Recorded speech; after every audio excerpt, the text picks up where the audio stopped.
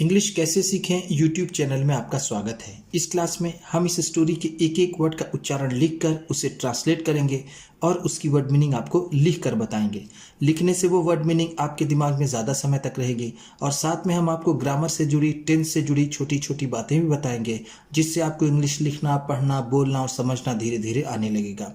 इस वीडियो में मैं शब्दों के उच्चारण को भी लिख देता हूँ, जिससे आप आसानी से इंग्लिश पढ़ सकें और उसकी वर्ड मीनिंग भी लिख कर बताता हूँ, जिससे आपको पूरी स्टोरी समझ में आए। ऐसा करने से आपको धीरे धीरे इंग्लिश रीडिंग के साथ साथ उसकी वर्ड मीनिंग भी, आपकी वोकैबुलरी भी अच्छी होगी और आपको इंग्लिश आने लगेगी। मेरी वीडियोज़ में ऐसे वर्ड्स होते हैं, ऐसे सेंटेंसेस होते हैं जो डेली बोले जाने वाले होते हैं और वो आसानी से याद भी हो जाते हैं। इसी के साथ आप कर दीजिए इस वीडियो को लाइक और मैं करता हूँ शुरू। इंग्लिश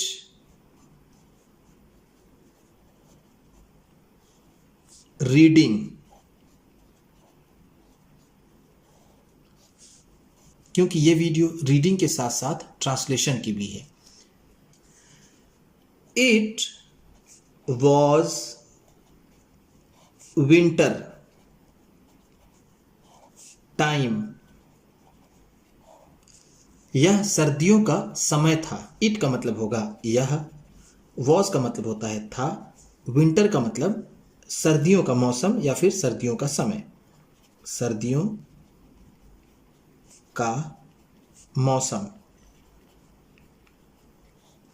टाइम को हम यहां पर मौसम भी कह सकते हैं। एंड, और, एंड का मतलब है और, द विंड, और हवा, वॉज कोल्ड, ठंडी थी, और हवा ठंडी थी। विंड का मतलब होता है हवा या फिर जिसे हम पवन कहते हैं। एक हवा होती है जिसमें हम सांस लेते हैं और जो चलती हुई हवा होती है जो हमें छूते हुए जाती है उसे हम कहते हैं पवन या फिर विंड। वॉज का मतलब थी, कोल्ड का मतलब ठंडी, हवा ठंडी थी।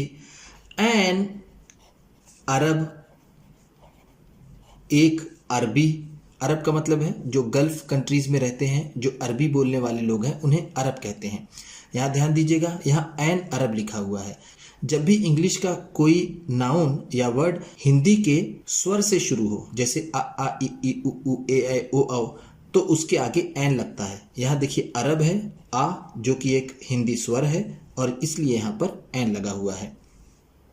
एन अरब, एक अरबी, एन का मतलब है एक, अरब का मतलब है एक अरबी, वॉज क्रॉसिंग द डेजर्ट, रेगिस्तान पार कर रहा था। क्रॉस का मतलब होता है पार करना, पार करना, वॉज क्रॉसिंग है तो पार कर रहा था। डेजर्ट का मतलब होता है रेगिस्तान, रेगिस्तान। ऑन हिज कैमल, अपने ऊंट पर, ऑन का मतलब है पर, हिज कैमल अपने ऊंट पर, अपने ऊंट। एट सनसेट, सूरज डूबने पर, सनसेट का मतलब होता है सूरज का डूबना, सूरज का डूबना। एट का मतलब हम यहां कह सकते हैं पर। ही गॉट डाउन, वह उतर गया। गॉट डाउन का मतलब है उतर गया। एंड, और, पुट अप हिज टेंट, और अपने तंबू को लगा दिया। पुट अप का मतलब होता है स्थापित करना या फिर लगाना, हम यहां इसे कह देंगे लगाना। हिज टेंट, अपने तंबू को, टेंट का मतलब होता है तंबू, लेकिन हम इस स्टोरी में इसे टेंट ही कहेंगे। बाई द रोड साइड, सड़क के किनारे पर। बाई का मतलब यहां पर है किनारा, रोड साइड का मतलब सड़क के।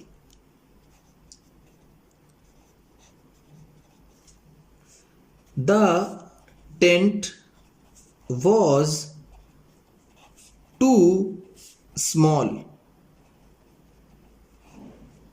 टेंट बहुत छोटा था। टू का मतलब है यहां पर बहुत, स्मॉल का मतलब छोटा।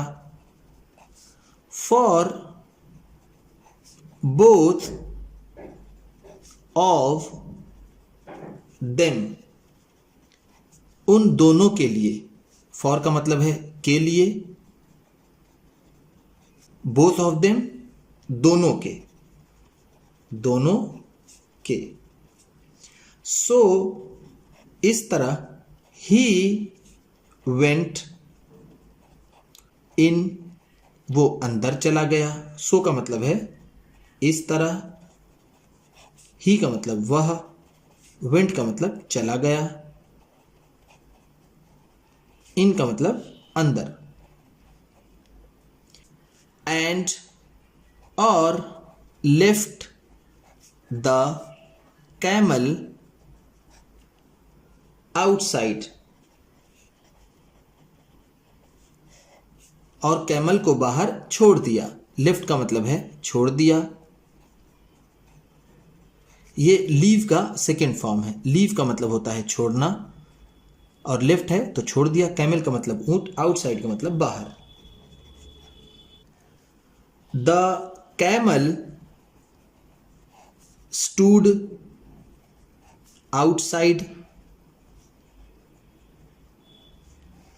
कैमल बाहर खड़ा रहा। स्टूड का मतलब है खड़ा रहा। द टेंट, टेंट के, फॉर 2 hours, 2 घंटों तक। फॉर 2 hours का मतलब है 2 घंटों तक, 2 घंटों तक। इन द कोल्ड, ठंड में। इन द कोल्ड का मतलब है ठंड में। देन फिर, he said to his master, फिर उसने अपने मालिक से कहा। ही सेड का मतलब है उसने कहा। ही का मतलब यहां पर होगा उसने, और सेड का मतलब कहा। मास्टर का मतलब मालिक, हिज का मतलब अपने। द अरब, उस अरबी से। It is very cold outside, बाहर बहुत ठंड है। देखिए यहां पर इट की यहां पर कोई खास मीनिंग नहीं होगी। यहां पर इट को सब्जेक्ट के रूप में यूज किया गया है। It is very cold outside, बाहर बहुत ठंड है। ठीक है, कोल्ड का मतलब ठंड, आउटसाइड का मतलब जैसा मैंने आपको ऊपर बताया बाहर। वेरी का मतलब होता है बहुत, इज का मतलब है। May I put my head and neck. May I का मतलब होगा क्या मैं सकता हूं, क्या मैं अपने सिर और गर्दन को रख सकता हूं। इन साइड द टेंट, टेंट के अंदर। पुट का मतलब होगा यहां पर रखना। हेड का मतलब है सिर, एंड का मतलब और, नेक का मतलब गर्दन, इनसाइड का मतलब अंदर। द अरब सेड, उस अरब ने कहा। सेड का मतलब है कहा। जैसा मैं आपको हर बार बताता हूं, ये से का सेकेंड फॉर्म है। से का मतलब होता है कहना। मैंने इसे अपने कम्युनिटी पोस्ट में क्वेश्चन में पूछा था, से का मतलब क्या होता है, बोलना या कहना। ज्यादातर लोगों ने से का मतलब बोलना कहा है, जो कि गलत है। से का मतलब होता है कहना, और स्पीक का मतलब होता है बोलना। इस तरह से आप ध्यान से आंसर किया करिए। यस, हाँ, यस का मतलब है हाँ, उसने जवाब दिया। ये इन्वर्टेड कॉमा में है तो उसने जवाब दिया। and moved to a corner. किनारे की तरफ हो जाओ। कॉर्नर का मतलब होता है किनारा या फिर कोना। किनारा या फिर कोना। मूव का मतलब यहां पर होगा हो जाना या फिर चले जाना। ऑफ द टेंट, टेंट के किनारे हो जाओ। The camel put his head and नेक, ऊंट ने अपने सिर और गर्दन को रखा। इन साइड द टेंट, टेंट के अंदर। आफ्टर आ शॉर्ट टाइम, कुछ देर बाद। आफ्टर का मतलब है बाद, अ शॉर्ट टाइम कुछ देर, कुछ देर। He said to his master, उसने अपने मालिक से कहा। मास्टर का मतलब मैंने आपको पिछले पेज में बताया, मालिक। सेड का मतलब कहा। माई हेड एंड नेक, मेरा सिर और गर्दन। आर वार्म नाउ, अब गर्म हो गए हैं। वार्म का मतलब होगा यहां पर गर्म, नाउ का मतलब अब, और आर का मतलब है हो गए हैं। बट लेकिन, my front legs are cold, लेकिन मेरे सामने के पांव ठंडे हैं। फ्रंट लेग्स का मतलब है सामने के पांव, सामने के पांव या फिर आगे का पैर। मे आई पुट देम, क्या मैं उन्हें रख सकता हूं। देम का मतलब है उन्हें। इनसाइड द टेंट, टेंट के अंदर। द अरब सेड, अरब ने कहा, उस अरबी ने कहा। यस, हाँ। And moved to a corner of the tent, और टेंट के कोने में हो जाओ। The camel put his front legs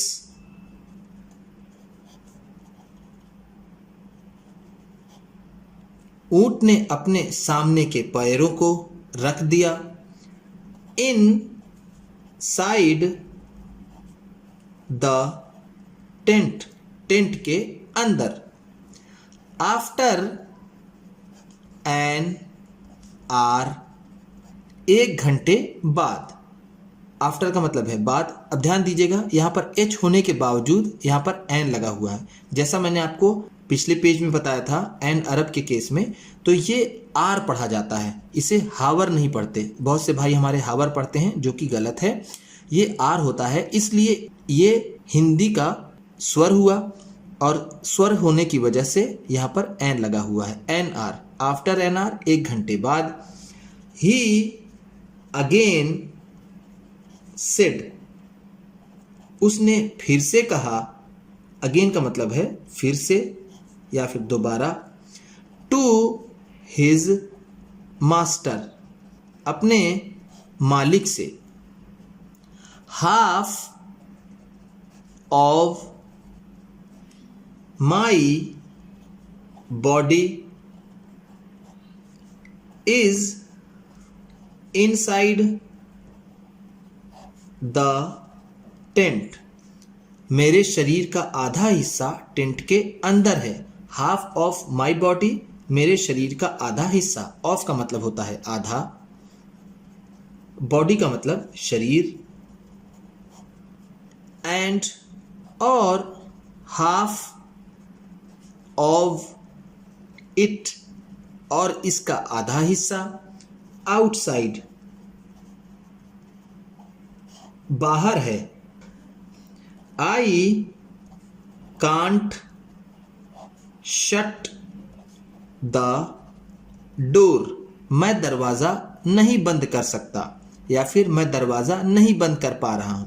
ध्यान दीजिएगा, ये कांट है। जब कैन और नॉट अलग अलग रहता है, इसे कैन नॉट पढ़ते हैं, लेकिन शॉर्ट फॉर्म में जब लिखा जाता है तो इसे कांट पढ़ते हैं। शट का मतलब होता है बंद करना, डोर का मतलब होता है दरवाजा,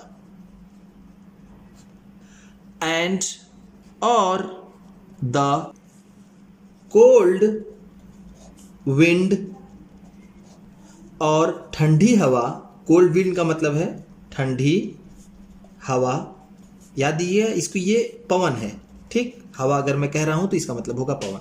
ये ठंडी पवन is coming into the tent, tent के अंदर आ रही है। कमिंग का मतलब है आ रही है, आ रही है, इनटू द टेंट, टेंट के अंदर। बोथ ऑफ अस, हम दोनों, बोथ ऑफ अस का मतलब है हम दोनों। विल कैच आ कोल्ड, हम लोगों को ठंड लग जाएगी। कैच अ कोल्ड का मतलब होता है ठंड लगना या फिर ठंड पकड़ लेना। विल है तो गागे गी, हमें ठंड लग जाएगी। मे आई कम, क्या मैं आ सकता हूं। इन, अंदर, क्या मैं अंदर आ सकता हूं। एंड और शट द डोर, और दरवाजा बंद कर सकता हूं। द अरब रिप्लाइड, अरब ने जवाब दिया। रिप्लाइड का मतलब है जवाब दिया, जवाब दिया। नो, नो नहीं, नहीं। यू कांट कम इन, तुम अंदर नहीं आ सकते।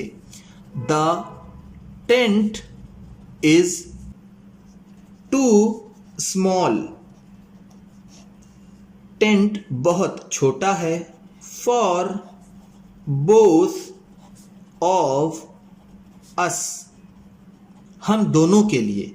बोथ ऑफ अस का मतलब मैंने आपको ऊपर बताया, हम दोनों, और फॉर का मतलब है लिए, हम दोनों के लिए ये टेंट बहुत छोटा है। बट, लेकिन, the camel was not at all disturb,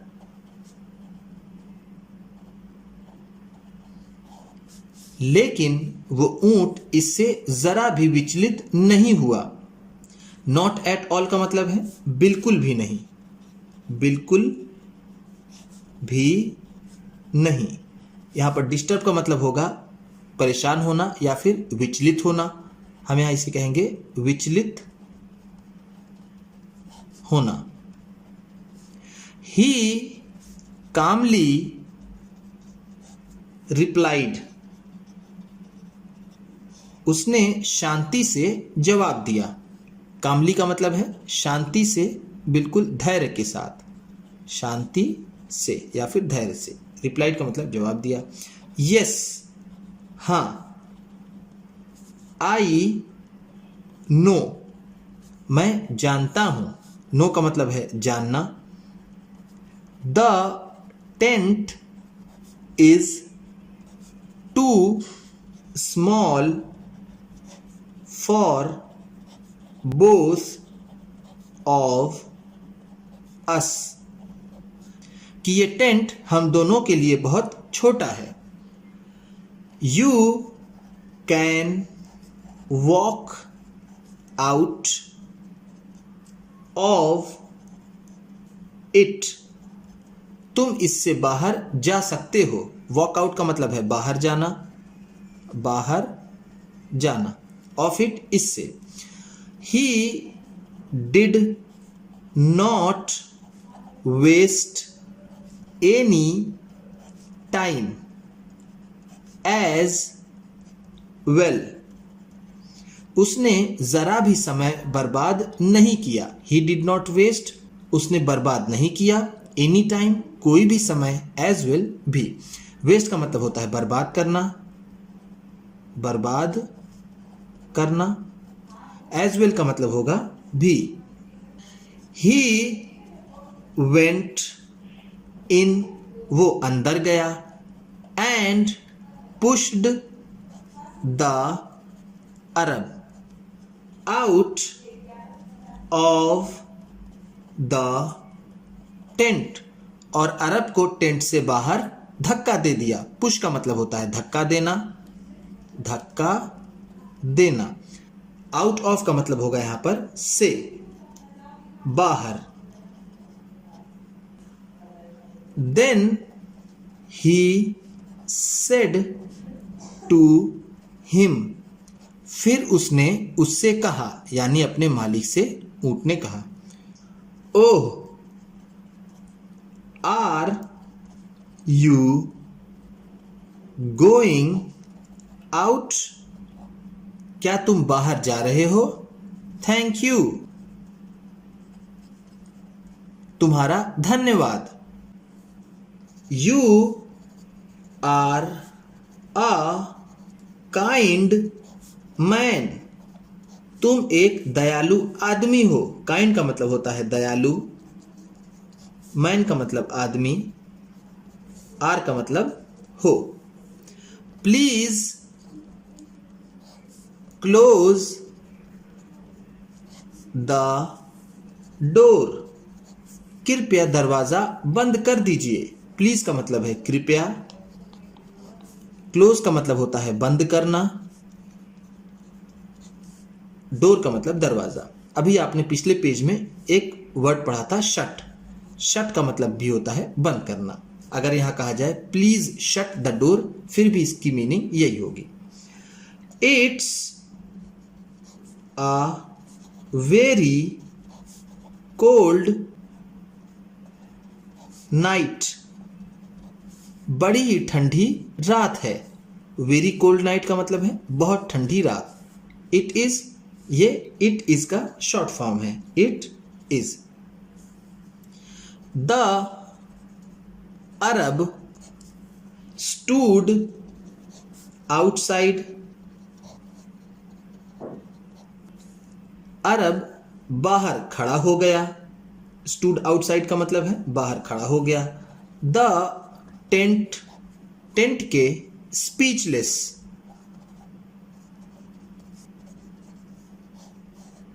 मूक बनकर। स्पीचलेस का मतलब होता है मूक हो जाना, मूक हो जाना। इसका मतलब हुआ कि बिना एक भी शब्द कहे वो बाहर खड़ा हो गया। उम्मीद करता हूं कि इस क्लास में बताई गई वर्ड मीनिंग्स आपको अच्छी लगी होंगी। सबसे अच्छा वर्ड कौन सा लगा इसे कमेंट बॉक्स में जरूर बताइएगा। इसी तरह की वीडियोस के साथ साथ ढेर सारी रीडिंग की, ट्रांसलेशन की वीडियोस पाने के लिए चैनल को सब्सक्राइब कीजिए और ये वीडियो किसी न किसी अपने एक दोस्त को, मित्र को, परिवार वाले को शेयर भी जरूर कर दीजिएगा। तो चलिए मिलते हैं फिर अगली वीडियो में।